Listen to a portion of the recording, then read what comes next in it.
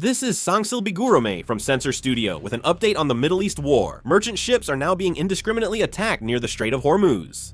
Currently, 3 ships have been attacked, but there have been no casualties so far. According to the latest information, Japanese and Thai ships have been attacked. A Japanese ship owned by Mitsui Shipping was attacked. It did not sink and is still able to navigate on its own. A hole was found in the back of the ship. This is the Thai ship. The Thai-flagged cargo ship, the Mairori Nari, was attacked in the Strait of Hormuz and caught fire. This is the photo.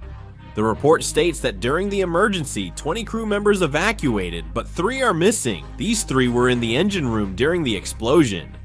Currently, the Thai Navy has announced that it is providing emergency support after its cargo ship was attacked. The Thai Navy has dispatched Thai naval personnel stationed in Bahrain. The Israeli military is conducting airstrikes on Lebanon. The Israeli military announced on Wednesday that it has redeployed troops from the south to the northern border to send reinforcements. The Israeli military continues to carry out airstrikes on Lebanon.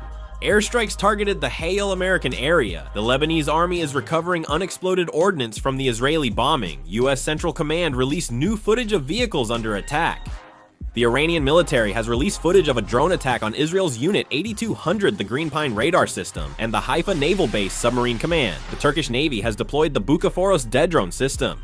In this situation, Iran continues to export 11 million barrels of oil to China. Iran has stated that since the US and Israel attacked their banks, they will also attack the financial centers of the US and Israel.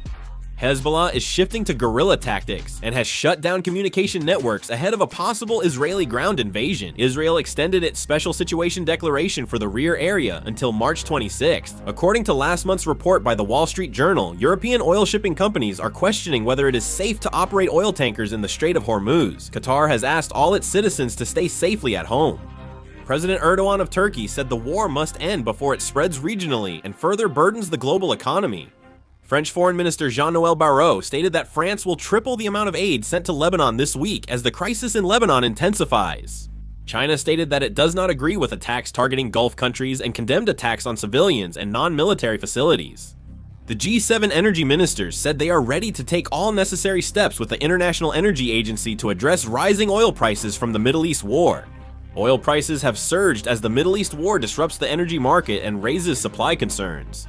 Brent crude oil, the international oil price benchmark, rose 5.1% during trading to reach $92.23 per barrel.